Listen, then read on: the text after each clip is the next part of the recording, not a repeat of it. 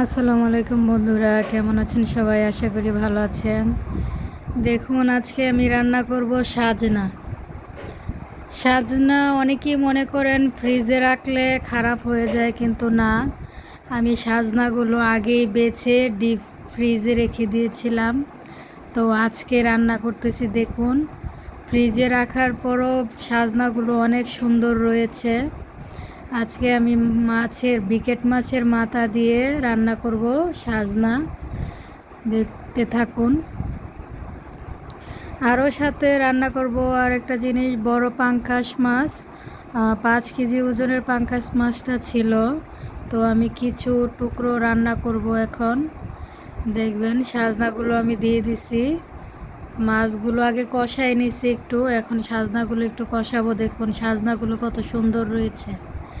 আপনারা যারা বেশি সাজনা নেবেন, বেশি খেতে না পারলে বাকিগুলো ফ্রিজে রেখে দিবেন, অনেক ভালো থাকে। দেখুন আমি সাজনাগুলো রেখে দিয়েছিলাম বেছে ফ্রিজে।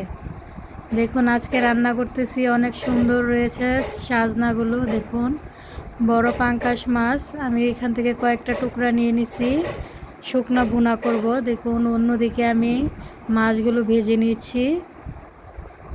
আমার তরকারিটা প্রায় হয়েই গেছে। সাজনা ধনেপাতা দিয়ে দিছি। দেখুন মাশাল্লাহ অনেক সুন্দর ঘ্রাণও করতেছে।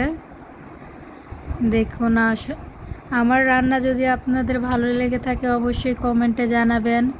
যারা আমার পেজে ফলো দেন নাই অবশ্যই ফলো দিবেন, আর আমার ইউটিউব চ্যানেলে অবশ্যই সাবস্ক্রাইব করবেন, আমাকে সাপোর্ট করবেন।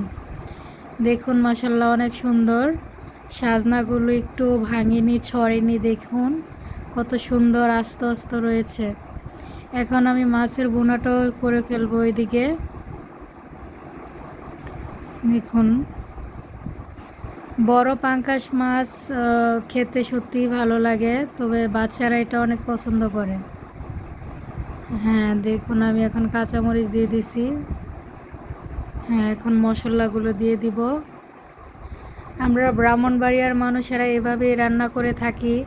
যদি ব্রাহ্মণবাড়িয়ার মানুষদের রান্না পছন্দ হয় অবশ্যই কমেন্টে জানাবেন। আর অবশ্যই আপনাদের দাওয়াত রইল, আসবেন আমাদের বাসায়। আমার রান্না হয়ে গেছে।